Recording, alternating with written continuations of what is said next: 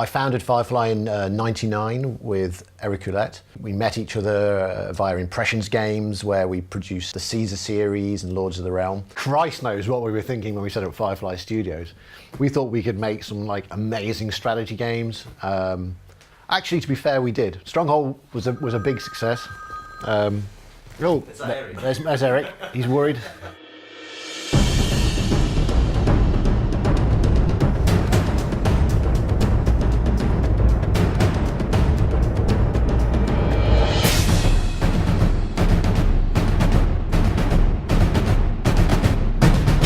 So, I mean, we still play Crusader a lot in the office. It's pretty much the team's favourite game, 10 years on. So Stronghold was a breakout hit, and Stronghold and Crusader over the years sold nearly 6 million units. The advent of platforms such as Steam and good old games has really changed the situation for independent developers like Firefly. We've been looking forward to making Crusader 2 for ages. It's going to have the same core gameplay as Crusader. That was very successful.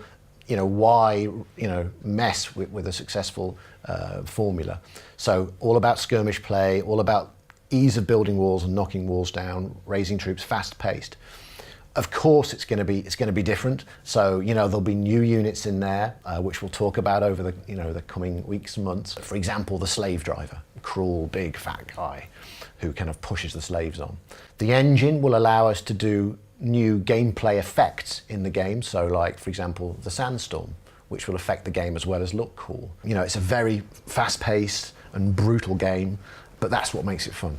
So the way we see it, you're far more likely to make a great game when the money being used to make that game is being given to you by people who know your games, who believe in them and enjoy playing them. And admittedly, there are tons of great publishers out there who have this relationship with the developers where they love their games and they know their games and they give them the kind of backing they deserve. But when you've got a fan base who's been with you for over 10 years, and we're lucky enough to be in that situation, it just seems like the most ideal thing to do. I mean, successfully crowdfunding Crusader 2 this way would mean that the only people we have to answer to are people who have been playing Stronghold games for nigh on 13 years now, and for obvious reasons, we can't imagine a more perfect situation than that.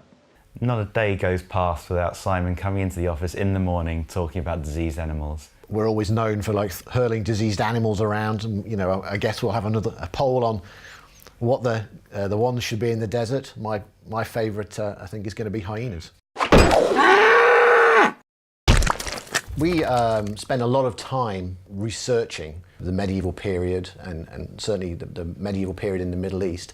And it's fun for us to do that. It's a period we're interested in, which is why we like to do it. But we've ended up with bookshelves full of books. It's fair to say we put an awful lot of effort into getting our motion capture really crisp and as accurate as possible.